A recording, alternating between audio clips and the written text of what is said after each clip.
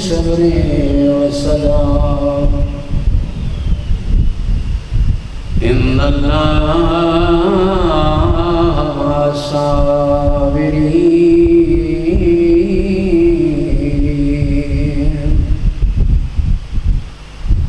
ولا تكونوا لمن يقتل في سبيل الله أموات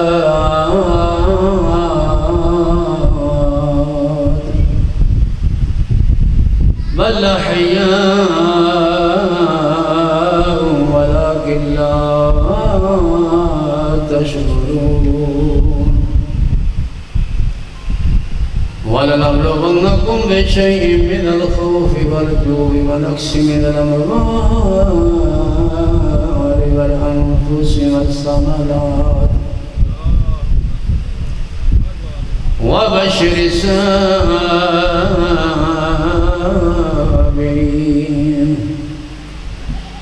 الذين إذا أصابتهم مصيبة قالوا إنا لله وإنا إليه راجعون أولئك عليهم صلوات من ربهم ورحمة وأولئك هم المهتدون صدق الله العلي العظيم بسم الله الرحمن الرحيم اللهم قل لوليك الحجة بن الحسن صلواتك عليه وعلى آله هذه الساعة وفي كل ساعة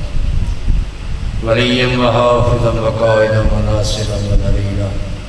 وعينا حتى تسكنه أرزق طوعا وتمتعه فيها قليلا يا رب محمد وآل محمد صل على محمد وآل محمد وعجل على آل محمد نعرہ تکبیر نعرہ رسالت نعرہ حیدری حسینیت یزیدیت اہل بیت کے دشمنوں میں لعنت صلوات برحمت آل محمد اللہم صل علی محمد ما شاء اللہ لا حول ولا قوة الا باللہ العلی العظیم حسبنا اللہ ونعم الوکیل ونعم المولا ونعم النصیر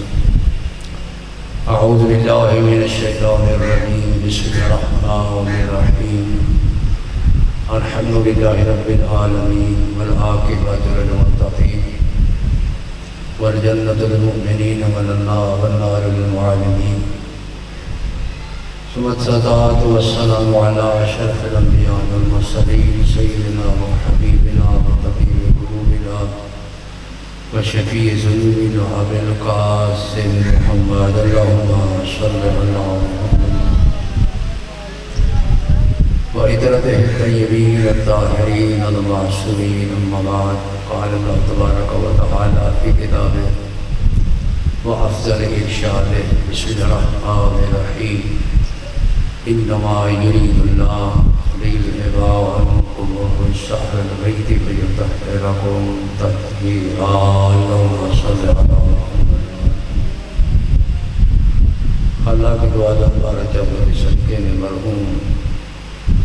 محترم جناب محمد اسلم رحمۃ اللہ علیہ اعلیٰ مقامہ مغفرت فرمائے اللہ تعالیٰ ان کے درجات کو بلند فرمائے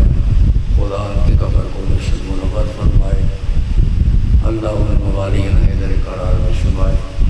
شفاعت امام حسین نصیب فرمائے خدا ان کے بچوں کو رزق حلال عطا فرمائے مجلس کی قبولیت کے لیے وسعت رزق کے لیے مومن کی صحت و سلامتی کے لیے وطن عزیز کی سلامتی کے لیے صلوات اللہم صلی اللہ حدیث کی صاحب آپ تمام مومن جانتے ہیں اس کی بہت سے فضائل ہیں اس میں سے چند باتیں ملکہ تطہیر ابن حجر عظمت میں تشریف فرما تھی کہ کائنات کے سلطان رسول یا یوں کہوں کہ بنی رسالت کے نیر اعظم آسمان نبوت کے آفتاب معظم اپنی مخصوص مسند پر جلوہ گر تھے خیال رسالت میں یہ بات گزری کہ آج جا کر در دولت زہرا پر خراج عقیدت پیش کرتا ہوں۔ نبی نے مقام رسالت کو چھوڑا، پاک پیغمبر نے مقام نبوت کو چھوڑا، دروازہ تطہیر کا رخ کیا، ادھر سے ملکہ تطہیر کے مشام اطہر میں بابا کی خوشبو نے مہکنا شروع کر دیا۔ نبوت دروازے کے باہر پہنچی، عصمت دروازے کے اندر پہنچی، بیوی نے دروازہ کو کشادہ کیا، دروازے کو کھولا، دروازہ کا کھلنا تھا کہ پیغمبر اسلام نے جو کر چادر تطہیر پر موسم دیا۔ بیوی عرض کرتی ہیں بسم اللہ میرے بابا تشریف لائیں، آئے یہاں پر بیٹھیں۔ نبی پاک فرماتے ہیں بیٹا میں آج بیٹھ نہیں آیا ہوں، میرے جسم میں نکاہت ہے، ضعف ہے، کمزوری ہے، میں مصطفیٰ یہ چاہتا ہوں کہ حجرہ عظمت کے گوشہ میں بیٹھ کر آرام کروں۔ رسالت میں پہنچے، حجرہ عبادت میں پہنچے، دیکھیں مومنین یہ حدیث کی ساتھ کے ظاہری الفاظ ہے کہ میں اپنے جسم میں کمزوری محسوس کرتا ہوں۔ ایک یاد رکھیں بات کو کہ سرکار مصطفیٰ قرآن کے طالب نہیں بلکہ قرآن میرے مصطفیٰ کا طالب ہے، کیونکہ جہاں سرکار مصطفیٰ گئے وہاں قرآن گیا۔ سرکار مکہ میں تو قرآن مکہ میں، وہ مدینہ میں تو قرآن مدینہ میں، سرکار سفر میں تو قرآن سفر میں، سرکار حضر میں تو قرآن حضر میں، قرآن گھر میں تو قرآن، نبی پاک گھر میں تو قرآن گھر میں، وہ میدان میں تو قرآن میدان میں، یعنی جس طرف رخ محمد اسی طرف قرآن۔ قرآن کی ہر آیت کے نزول کو سمجھنے والے نبی ہر آیت کی تشریح جانتے تھے، ہر آیت کی تفسیر جانتے تھے، اور یہ بھی یاد رکھیں کہ میرے نبی نے کسی آیت کا موضوع خود نہیں بنایا بلکہ آئے ہوئے موضوع کے مطابق تفسیر کی۔ تو جناب سرکار مصطفیٰ آج جب چادر تطہیر کے اوپر آیت تطہیر آنے والی ہے تو مصطفیٰ نے سوچا، اس کا موضوع تلاش کیا، کیونکہ اللہ نے یہ فرمایا تھا کہ انما یرید اللہ، اے اس گھر والوں میں نے تمہیں ایسے پاک رکھا جیسے پاک رکھنے کا حق ہے، میں نے تمہیں پاک رکھا، یہی کافی تھا۔ جیسے کوئی ماسٹر صاحب کہتے ہیں میں نے بچوں کو سبق ایسے یاد کرایا جیسے یاد کرانے کا حق ہے، میں نے تمہیں ایسے پاک رکھا جیسے پاک رکھنے کا حق ہے۔ اللہ نے نام تو بتائے نہیں کہ بلا سرکار مصطفیٰ نے آیت کا موضوع تلاش کیا کہ جب یہ آیت تطہیر نازل ہو مجھ مصطفیٰ کو کس رنگ میں ہونا چاہیے، اس لیے مقام رسالت کو چھوڑ کر دروازہ تطہیر کا رخ کیا۔ توجہ میرے محترم، اللہ نے کیا فرمایا تھا کہ اے اس گھر والوں، اب وہ کون سا گھر ہے کہ جس کے سارے پاک ہوں، جس کے سارے طیب و طاہر ہوں؟ اللہ نے نام تو بتایا نہیں، فرمایا کہ میں نے تمہیں ایسے پاک رکھا۔ نبی پاک نے مسجد نبوی کو چھوڑ دیا، کیوں نہ مسجد کو چھوڑا؟ مومنین کیونکہ موضوع تھا کہ اس گھر وہ اگر آیت نازل ہو جاتی مسجد میں تو وہاں جتنے تھے صحابہ مہاجر انصار اپنے بیگانے سفیر غیر سفیر، تو ہر بندہ یہ کہتا کہ ہم اس گھر میں شامل ہیں، ہم بھی سارے کے سارے پاک ہیں۔ اب نبی پاک نے مسجد کو چھوڑا، دروازے تطہیر کا رخ کیا، حجرہ عبادت میں پہنچتے ہیں، حجرہ جناب سیدہ میں پہنچتے ہیں، دیکھتے کیا ہیں کہ وہاں جناب ام سلمہ صلوات اللہ علیہ تشریف فرما ہے۔ دیکھیں ایک بات کرتا جاؤں کہ یہ ایک بات کی جاتی ہے کہ نبی کی بیٹی میں اور نبی کی بیوی میں کوئی فرق نہیں ہے۔ یاد رکھیں کہ جس جناب ام سلمہ نے جب چادر ہٹائی تھی، نبی پاک نے ہاتھ سے چادر کو کھینچ لیا تھا، فرمایا تھا اے ام سلمہ خیر پر ہو، یہ اہل بیت مصطفیٰ ہے۔ یعنی نبی جس کے ہاتھ سے چادر کھینچ لے وہ نبی کی بیوی ہے، نبی جسے اپنے جیسا کہے وہ فاطمہ کا ہے، جناب زہرا ہے، ان کی بیٹی ہے۔ دیکھتے کیا ہیں وہاں جناب ام سلمہ تشریف فرما ہے۔ نبی پاک نے کہا کہ اس گھر میں تو جناب ام سلمہ بھی آئی ہوئی، اور یہ وہ بیوی ہیں کہ جو امام حسن حسین کی نانی اور پالنے والی ہے، ان میں حجرہ سے باہر نہیں جانے دیتا۔ اگر میں نے نکال دیا جناب حضرت ام سلمہ کو تو یاد رکھو جسے مصطفیٰ نکال دے سب پوری اللہ پوری کائنات سے نکال دیتا ہے، دین سے نکال دیتا ہے، اور فرماتے ہیں کہ باہر بھی نہیں جانے دیتا۔ ان کے کردار پر میں نبی مصطفیٰ شک کرانا نہیں چاہتا۔ میرے مصطفیٰ کو ترکیب سوچی، کون سی ترکیب؟ فرماتے بیٹا زہرا، جی بابا جان، بیٹا چادر تطہیر تو دینا،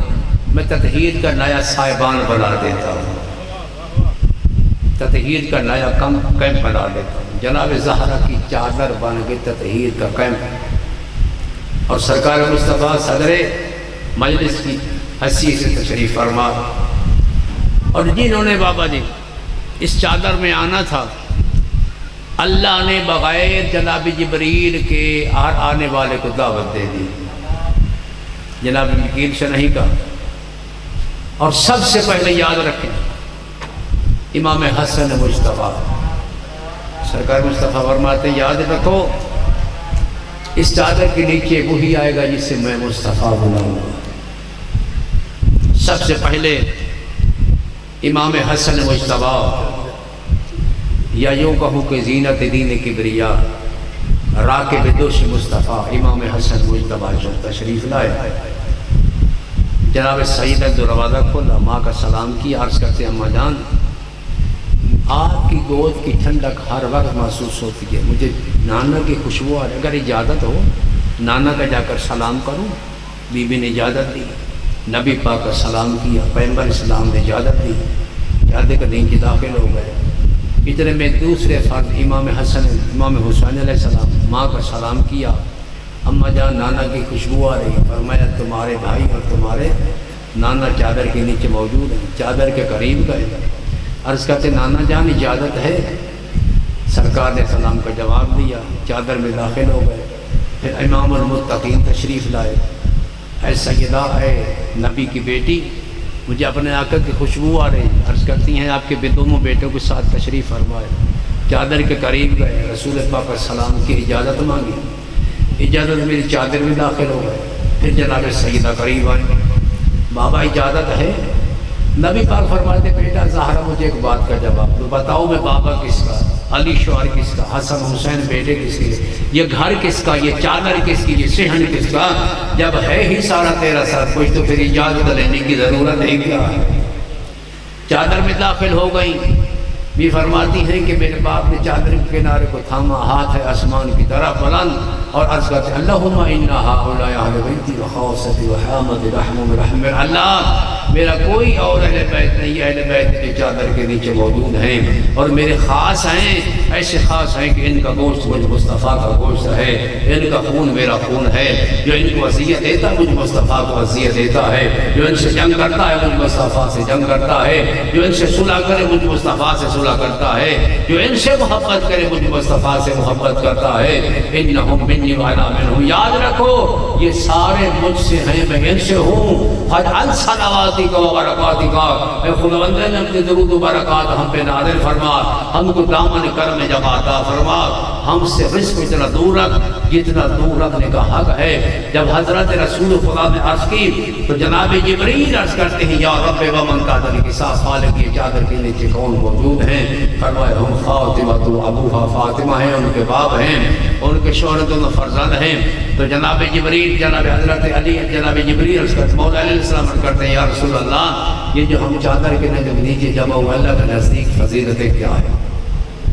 پہلے تو جناب جبریل عرض کرتے خالق مجھے اجازت ہے زمین پر جا کر چھٹا بن جاؤں. زمین پر آئے سرکار مصطفیٰ کا سلام کیا. جب مصطفیٰ نے اجازت دی تو حضرت جبریل عرض کرتے ہیں نبی پاک آپ کی طرف اللہ وحی فرما رہا ہے انما یرید اللہ لیذھب عنکم الرجس اہل البیت ویطہرکم تطہیرا. اللہم صل علی محمد. یا رسول اللہ یہ جو ہم چادر کے نیچے جمع ہوئے اللہ کے نزدیک فضائل کیا ہے؟ نبی پاک فرماتے جان مجھے اس ذات کی قسم جس نے حق نبی بنا کر بھیجا جب ہی ہماری حدیث زمین کے محافل میں سے جس محفل پڑھی جائے جس میں ہمارے چاہنے والے شیعہ موجود ہوں ہم سے محبت کرنے والے موجود ہوں تو اللہ کی رحمتوں کا نزول ہو جاتا ہے. فرشتے وہاں جاتے ہیں اور اس وقت تک واپس نہیں جاتے جب تک مومنین متفرق نہیں ہو جاتے. اور دوسری بات یہ ہے اس محفل میں کوئی مجید اور نزول ہوگا خداوند اس کے رجوع قبول فرما دیتا ہے ان کی حاجات کو پورا فرما دیتا ہے. تو مولا فرماتے ہیں اے نبی خدا پھر تو ہم بھی کامیاب ہیں ہمارے چاہنے والے شیعہ بھی کامیاب ہیں اس دنیا میں بھی اور آخرت میں بھی. رب کعبہ کی قسم. اللہم صل علی